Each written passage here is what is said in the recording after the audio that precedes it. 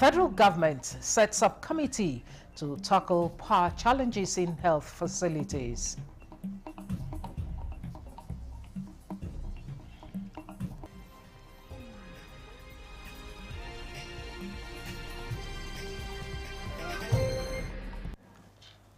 Hello and welcome to the news desk at 6 on NTA News 24, live from Abuja. I am Stella Inameti. Nigeria and United Arab Emirates have signed a comprehensive economic partnership agreement to boost trade relations between both countries. State House correspondent Musbah Dan Wahab reports that it was on the sidelines of the ongoing Abu Dhabi Sustainability Week Summit. Yes, it's a long-time dream come through for Nigeria and the United Arab Emirates, with months of negotiations ending up on the table, signing the agreements, Comprehensive Economic Partnership Agreement, CEPA. Their colleagues, President Bola Tinubu, witnessed the signing alongside his host, President Sheikh Mohammed bin Zayed Al Nahyan, and President Tinubu happily and proudly so announced these agreements at the ADWS event. This historic and strategic milestone marks a new era in our bilateral relations. The agreement will deepen trade, unlock sustainable investments, and strengthen cooperation in renewable energy, aviation, logistics, agriculture, digital trade, and climate-smart infrastructure, creating enduring opportunities for our people and businesses. And the Nigerian Minister of Industry, Trade and Investments, Jumoke Oduole, who signed the agreement alongside a counterpart of the United Arab Emirates, says it's a happy day for both countries. Today is a great day for Nigeria. It's a great day for the UAE. Nigerian exporters will have over 7,000 product lines, from agricultural products to pharmaceuticals, that will enter the UAE market duty-free. So that's a big one for our non-oil exports under the Renewed Hope agenda. Also, Nigeria will be diversifying and accelerating exports in various sectors. Also, Nigeria will be welcoming investors from the UAE in critical sectors such as infrastructure, financial services. These are areas where we're prioritizing industrialization, we're prioritizing services where we're competitive. This agreement has been a long time coming. We've negotiated for about 11 months, very tough negotiation, but both sides are delighted that we have a good deal. This particular agreement will allow Nigerian businesses access into that regional hub of the Middle East, and it's a gateway to the rest of the world. It's an area where Nigerians are competitive in services. Nigerians will have up to 3 months to go into the UAE market. In a 12-month period, Nigerians will have the opportunity, managers, business owners, to set up offices in the UAE. We're also improving transport and logistics. We know that Emirates will also be expanding into Abuja again by Q1 of this year. So it's a lot of things that we have in store for Nigerian businesses. What we want to say is that we want Nigerian businesses to take full advantage of this agreement that has been negotiated for them. Mr. President has said under the Nigeria First intervention that we should prioritize how to support Nigerian businesses in their exports. The investment that we'll be welcoming from the UAE will give Nigerian businesses the opportunity, investors that want to take advantage of the AfCFTA, that's the African Continental Free Trade Area, and a 1.4 billion consumer market, to come and domicile in Nigeria, to build on our industrialization, to build businesses that can service the rest of Africa. And so indeed, it's a good day for Nigeria, it's a good day for UAE. We both wanted this agreement. Mr. President wanted this agreement for Nigerian people, and we're really delighted that we're able to deliver it. And members of the Nigerian delegation also commended this alongside the presentation of President Bola Tinubu at the summit. and they advise on what Nigeria should do to get the best out of this agreement. And essentially is to build a robust relationship, economic and financial, between the two countries. So that is what I would say the latest gains in terms of His Excellency Mr. President's global economic diplomacy, which is feeding on the back of the reforms that have been introduced into the Nigerian economy that have made it an attractive destination for investors. I urge those people that are in charge to take it serious and not to play with this relationship, to take it to the area where the youth and Nigeria will benefit. This is what we are looking for. Well, this is not the first time that Nigeria will be signing an agreement with the United Arab Emirates, but this is coming different because there is a monitoring mechanism component of this agreement, and President Bola Tinubu also directed that there should be a meeting at least once a year to track progress of this agreement. Thank you, Musbao. In the third week of 2026, Nigeria is intensifying efforts to attract Spanish investments, with Nigeria's Minister of Foreign Affairs, Yusuf Tuga, calling on Europe and Africa to build bridges, not walls, and to see both continents not as distant regions, but as a single geopolitical space, largely separated by perception. The minister was speaking during the 2026 annual conference of Spanish ambassadors in Madrid before joining President Bola Tinubu in Abu Dhabi for the Sustainability Week Summit. Garba Natala reports. The ties between Nigeria and Spain has been simple and stark. Oil and gas for manufactured goods, making Spain Nigeria's top European energy buyer, accounting for 99.4% of total exports to Spain.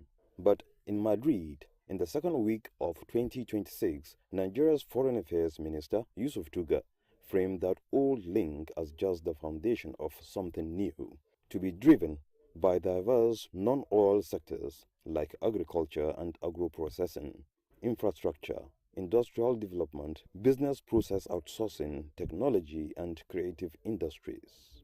Speaking to over 180 Spanish ambassadors, the architects of Spain's global policy, Yusuf Tuga argued Europe and Africa are not distant worlds, but a single geopolitical space. Therefore, he called on leaders in Europe and Africa to reject isolationism, but rather strengthen cooperation based on shared history, geography, and mutual responsibility. As to setting up a pipe mill in Nigeria. Whoever sets up a pipe mill in Nigeria is going to be printing money, because we're constructing a lot of gas pipelines and oil pipelines as well. So we have within the country, we have the AKK, Jakarta, Abuja, Kaduna, Kano gas pipeline. We've got a crude line, the OB3, OBN. We've got several others. The framework was laid out directly to Spain's business leaders under the auspices of the Spanish Confederation of Business Organizations. The minister's takeaway is for Europe to move beyond oil and invest long-term in Nigeria's farmlands, factories, tech hubs, and film studios. One of the major impediments that has been holding back development on our continent is integration, integrating our markets. Yusuf Tuga pointed out that an investment in Nigeria is a gateway to access the entire 1.3 billion continental market under the African Continental Free Trade Area. Likewise, it's an opportunity for sustainable growth between Europe and Africa. In Abuja, Garba Muhammad Atala, NT News. The federal government is stepping up efforts to strengthen health security, aimed at ensuring reliable and uninterrupted power supply to healthcare facilities across the country. As part of the initiative, the government has set a target to provide stable electricity to at least 30% of Nigeria's health facilities by the end of 2027. At the inauguration of the Interagency Technical Committee of the Nigeria Power for Health Initiative, held at the Federal Secretariat in Abuja, the Minister of State for Health and Social Welfare, Dr. Isiaq Adekunle Salako, alongside the Minister of Power, Adebayo Adelabu, emphasized the need for data-driven technical actions and broad stakeholder consensus to achieving nationwide electrification of health facilities. The ministers described the inauguration as a critical step toward implementing a unified and coordinated agenda to address the persistent power challenges undermining effective healthcare delivery in Nigeria. Which Mr. President has approved. So it has now become a responsibility for all of us to ensure that we put together everything possible, mobilize funding, provide the technical support, ensure that that promise that we make to Nigerians that by the end of 2027, we want to see at least 30% of health facilities in Nigeria enjoying uninterrupted power supply is achieved. This, of course, we're going to leverage on a lot of possibilities, looking at solarization possibilities, looking at gas-powered generators. The National Power for Health Initiative therefore provides a unique opportunity to integrate energy planning into health sector infrastructure development, deploy appropriate energy solutions, including grid enhancement, embedded generation, and renewable and hybrid systems tailored to health facilities, improve operational efficiency and energy management within the hospital and primary health care centers. The Nigeria Power for Health Initiative is a government-led, private sector-driven collaborative program designed to streamline, harmonize, and coordinate all electrification projects and interventions within the health sector, with the goal of improving service delivery and strengthening the resilience of the healthcare system. The trial of the 5 suspects allegedly linked to the June 5, 2022 bombing and killing at St. Francis Catholic Church, Owo, in Ondo State continued, with more evidence taken from another witness to the crime. Dele Atumbi reports. On June 5, 2022, a bomb went off at St. Francis Catholic Church, Owo, Ondo State, leading to the death of at least 40 parishioners. After years of investigation, 5 suspects were arrested and interrogated concerning their involvement. Idris Omeiza, Al-Kazim Idris, Jamiu Abdulmalik, Abdul Alim Idris, and Momo Abubakar faced multiple counts of belonging to the Al-Shabaab's terrorist group and being alleged perpetrators of the heinous crime. Upon their arraignment in court, they had pleaded not guilty, and a witness had already been called by the prosecution to give evidence in private. At the resumption of the trial this Tuesday, the second prosecution witness, a parishioner in the church, gave a vivid account of how the terrorists caused mayhem during the Sunday service. He identified the second defendant in court as the gunman he saw invading the church that fateful Sunday. The defense counsel objected to this, but the court overruled him, admitting the witness evidence in chief. The 5 defendants have been tried in court under the Terrorism Prevention and Prohibition Act.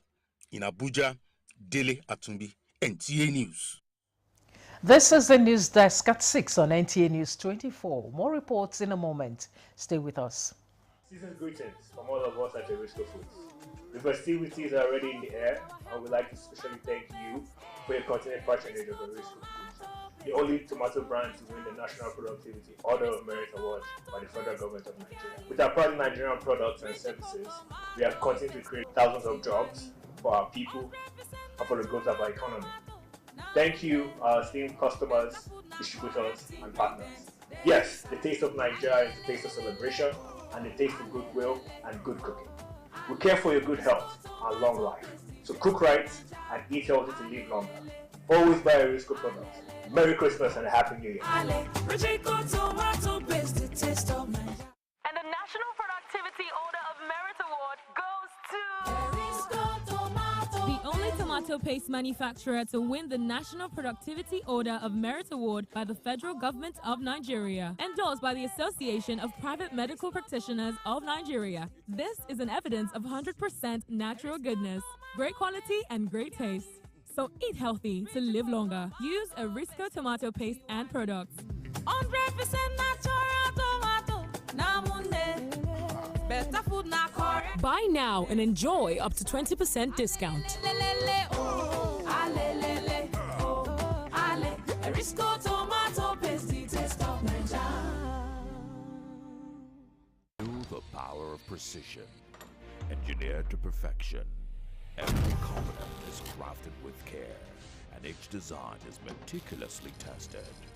From concept to creation, our engineers push the boundaries of technology, seamlessly blending performance and sustainability with a deep commitment to African ingenuity. Introducing the CNG Boss, a remarkable achievement in engineering designed to operate on compressed natural gas, a cleaner and more sustainable fuel alternative. At Innocent Vehicles, we proudly lead the way in creating greener mobility across Africa. And it doesn't stop there.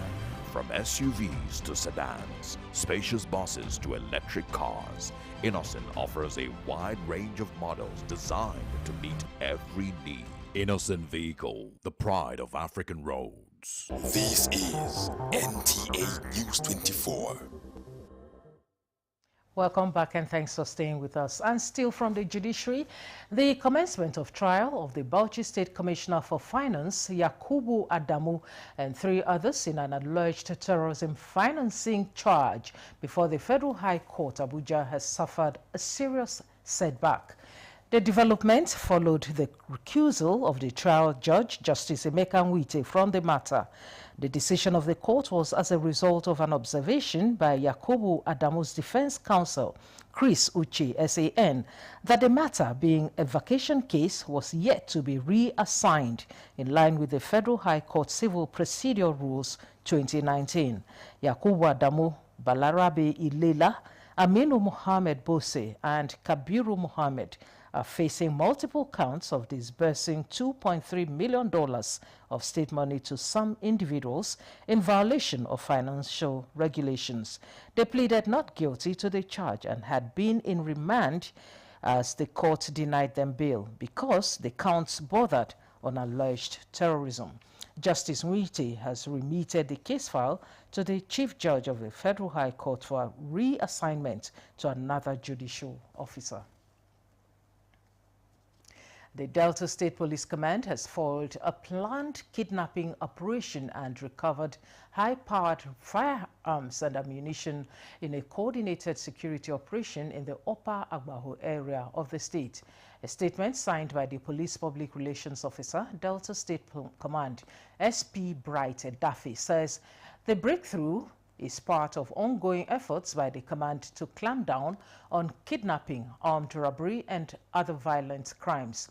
According to the police, operatives of the Commissioner of Police Special Assignment Team, CPSAT, acting on credible intelligence, stormed a criminal hideout along a bush path in Upper Agbao at about 9:35 p.m. on January 11, 2026.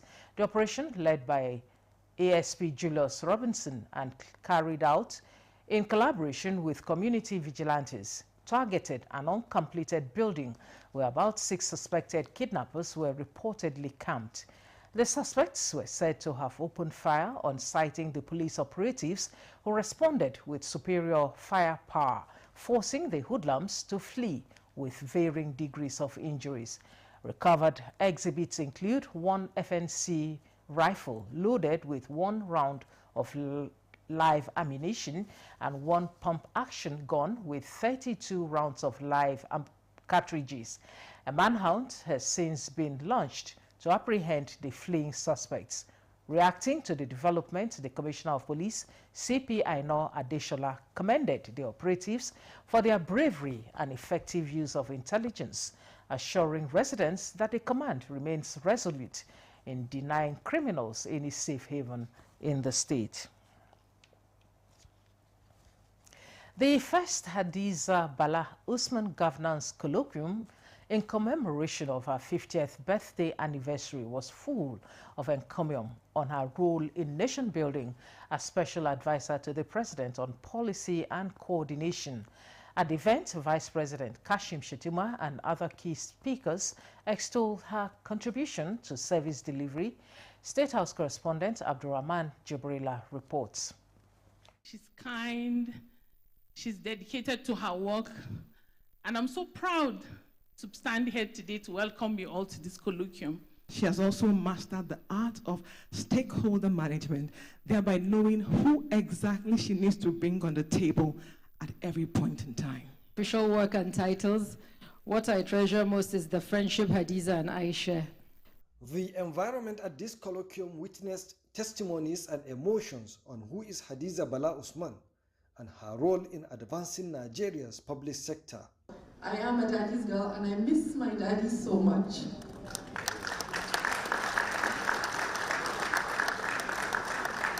So thank you all for coming today, and I truly appreciate everyone. With the theme Leadership, Delivery and Courage to Serve, the guest speaker, Dr. Joe Abba, gave an insight into the theme, drawing from his extensive experience in policy formulation and institutional reforms.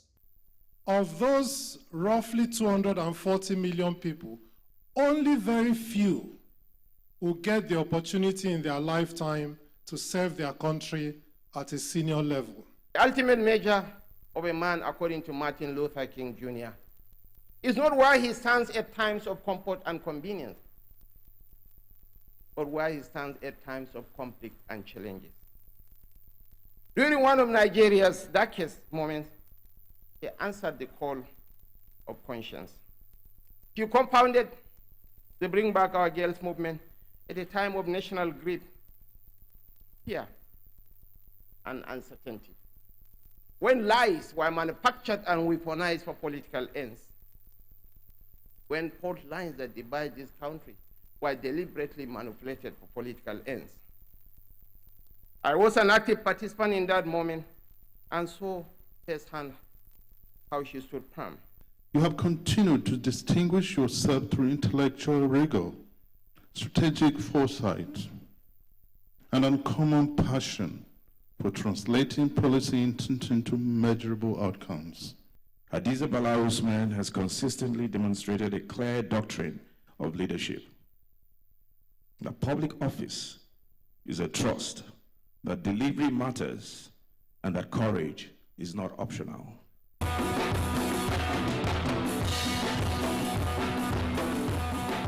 As the head of the Central Results Delivery Coordination Unit, Hadiza Bala Usman works at the forefront of coordinating government policies and driving government's renewed hope agenda across ministries, departments, and agencies. In Abuja, Abdurrahman Jibrila, NTA News.